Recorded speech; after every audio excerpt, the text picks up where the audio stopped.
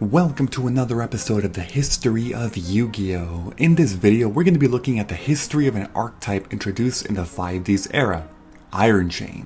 Alright, let's do this.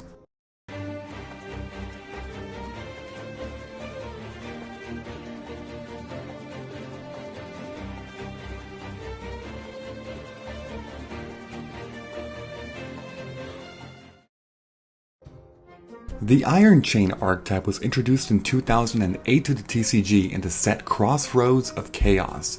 But to be honest, there's not much of a history behind this archetype unlike others. And that's because Crossroads of Chaos was both the first and last set to feature them, meaning the archetype only ever had cards released in one set throughout all of Yu-Gi-Oh's history. The archetype is comprised of 5 Iron Chain cards, 1 support card, and 1 related card for a grand total of 7 cards involved. Definitely not a lot. Iron Chains are all Earth monsters by nature and were used by Chief Armstrong in the 5Ds anime. The archetype focuses on utilizing a combination of milling the opponent's deck while also inflicting burn damage to the opponent. Naturally, you can already see an inherent issue with this, as most good mill decks should not also focus on burning, while burn decks shouldn't focus on also milling. Another challenge is that most Iron Chain monsters are not very strong on their own. Without a card that can protect them during battle or increase their attack, they won't be able to survive for long. For these reasons, the archetype is known to be one of the worst throughout Yu-Gi-Oh's history, but we're still going to analyze its cards one at a time. The first card on the list is Iron Chain Blaster, an Earth level 2 warrior with 1100 attack and 0 defense, whose effect reads, once per turn you can send one Iron Chain monster you control to the graveyard to inflict 800 damage to your opponent. This is basically just Cannon Soldier, but worse in almost every single way, as Cannon Soldier is a non-once per turn and you can tribute any monster to inflict 500 damage. Yes, while this one does inflict 800 damage to the opponent, it's pretty much impossible to do any kind of OTKs with it because it does have a soft once per turn. In addition, requiring only Iron Chain monsters really only leaves you with very little to use, as aside from itself, there's only 4 other Iron Chain monsters in the game. Funny enough, this card doesn't actually tribute a monster though, so maybe you can side deck this card if your opponent ever uses Mask of Restrict to replace your Cannon Soldier. Yeah, not really. Moving on. The next card is Iron Chain Coil, an Earth level 3 machine tuner with 1100 attack and 1600 defense, whose effect reads, once per turn you can select one Iron Chain monster you control to have it gain 300 attack and defense as long as this card is face up on the field. Alright, so the stat boost is obviously very mediocre. The card doesn't really do all that much for being a tuner, but it is a tuner, so I guess back in the early days of the 5Ds era, it was one of the only tuners available at this level, but even then there were already better options. While the attack boost is permanent to Iron Chain monsters, at least as long as this card is face up on the field, realistically, how long are Iron Chain monsters going to actually stay on the field? Not that much. The card can be used on itself though, so naturally you can bring it out with 1400 attack. Whoop-de-doo. That's enough for this card, let's move on. The next card is Iron Chain Snake, an Earth level 3 reptile monster with 800 attack and 1200 defense, whose effect reads, during your main phase you can equip this card to one face-up monster your opponent controls. That monster loses 800 attack and defense. When it is destroyed by battle and sent to the graveyard, its controller sends cards equal to its level from the top of their deck to the graveyard. This is exactly what I was talking about when I was mentioning that this archetype does also focus on milling the opponent, but if I'm being perfectly honest, it actually does it very slowly. For example, when comparing this card to cards like Hand Destruction, Card Destruction, or Needleworm, you can clearly see just how slow this card actually is. You have to summon the card in order to use the effect, then there has to be a face-up monster your opponent controls, loses some stats, and then it has to be destroyed by specifically battle and sent to the graveyard. And what do you get for all that? Milling possibly about 4 to 5 on average, maybe more if you actually target a stronger monster. But looking at it from a progressive perspective, you can see that this card is actually completely useless in milling when it comes to Xyz or Link monsters because they don't have any levels. So yeah, just another mediocre card all around. The next card is Iron Chain Repairman, an Earth level 4 warrior monster with 1600 attack and 1200 defense. The effect reads, when this card destroys a monster by battle and sends it to the graveyard, inflict 300 damage to your opponent. Once per turn, you can special summon one level 4 or lower Iron Chain monster from your graveyard except Iron Chain Repairman.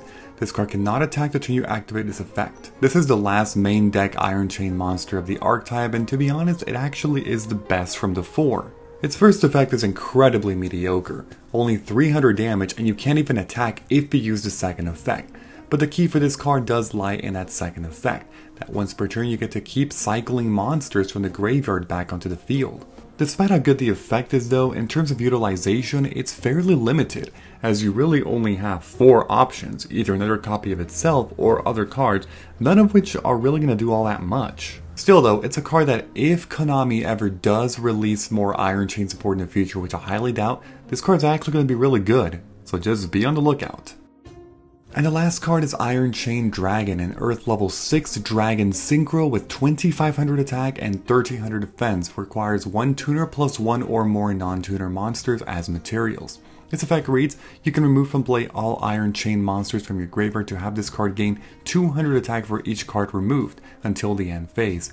When this card inflicts battle damage to your opponent, send the top 3 cards of your opponent's deck to the graveyard. This is the second monster in the archetype which can directly mill the opponent out, and yes, it once again is fairly slow, as if it inflicts battle damage every single turn, the most you're milling is 3 cards per turn, which that by itself is incredibly slow. The first effect is also incredibly mediocre, as it has to be specifically Iron Chains, and it banishes all of them from the graveyard just to make this one a stronger beat stick for the rest of only this turn.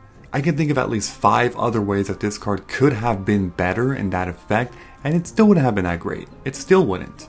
Still though, the card is unique for actually having seen a fair amount of play early on. Why? Because it's a generic level 6 synchro, which means that for people that didn't actually have access to the hardest to obtain synchro monsters that were level 6, such as Yugioh Guardian, this card was a nice alternative. You would sometimes see this card, or Flamebolt Oroquizas, or Gaia, plenty of other cards of course, but this card was basically just serving as a giant synchro beat stick for the level 6. Now moving on to one support card, Poison Chain, which is a continuous spell that reads, during the end phase of your turn, if you did not attack, you can make your opponent send cards equal to a number of face-up Iron Chain monsters you control from the top of their deck to the graveyard. Continuing off of that milling win condition, you can clearly see that this card is also underpowered. It only goes off in the end phase and only if you did not declare an attack this turn, and also only mills cards equal to a number of Iron Chain cards you control, which usually is very low. It's incredibly rare to see your side of the field with 3 or more Iron Chain monsters, which means more often than not you're going to mill anywhere from 0 to 2 cards, which that by itself is also very slow. Overall, just another very questionable card design for this one. And the last card, which is a related card, is Paralyzing Chain. This is another continuous spell that reads, when a card is sent from your opponent's deck to the graveyard by a card effect, inflict 300 damage to your opponent. The card is deemed as related to the Iron Chain archetype because it doesn't actually specifically mention Iron Chain in any part of its effect, which means it's not direct support, but obviously you can tell that it was intended to be used with Iron Chain cards, as it came out in the same set, Crossroads of Chaos, has the word chain in its name and artwork, and it has the theme of inflicting burn damage when the opponent actually gets cards milled. Having said all of that though, you can see that it's another very underpowered card. The big reason why this card actually is not good is because it says when a card, parenthesis, S, close parentheses. Anytime you see this in any effect, it means that if multiple cards are sent with the same effect, you only do the effect once. So for example, if Iron Chain Dragon inflicts battle damage and mills 3 cards, you would think initially that it might do 300 times 3 per card for 900 damage, but it's actually not the case. You will only inflict 300 damage because it's all in the same effect. If this card inflicted 300 damage per card, it would have actually seen some pretty good play here and there, and it would have also been a really fantastic way of burning the opponent through the Iron Chain archetype. Sadly, that's not the case though. Now that I mentioned all the cards, I'll mention some strategies and combos that were used throughout history. First of all, the deck never made it beyond the lowest of casual play, but in these lowest tiers, one could try to stall the opponent with cards like Gravity Bind or Level Limit Area B, while also using Poison Chain to deplete the opponent of cards every turn, since you won't be attacking anyway. You can also use Iron Chain Repairman to constantly recycle Iron Chain Blaster to burn the opponent each turn while you're being protected by all these stall cards. For best results, both strategies should be used at once, and you can further increase the burn by using cards like Cemetery Bomb, which does more damage with the more cards your opponent has in their graveyard, and with all that milling, naturally it'll do plenty of damage. However, this strategy does make it very awkward for Iron Chain Dragon as it needs to attack in order to mill. Because of this, some players use more of a beatdown strategy by taking advantage of Iron Chain Coil's permanent attack and defense increase, as well as how Iron Chain Dragon can temporarily increase its own attack. This strategy is less reliable though, as by this point you might as well just run a traditional beatdown deck that'll at least be a bit more consistent and powerful. Naturally, if you're going for the mill route though, it does help to put a bunch of mill cards in there. Cards like Card Destruction, Needleworm, and so on and so forth. This way you can mill the opponent out faster while also having protection behind cards like Gravity Bind and Level Limit Area B. Overall though, that's about it for the general strategies of a typical Iron Chain deck. Have any other suggestions or tips for the archetype? Leave a comment and let me know. And before I end this video, don't forget to leave a like, comment, subscribe, and turn on those notifications if you enjoyed the video. I will see you all later. Bye bye everyone, have a great day.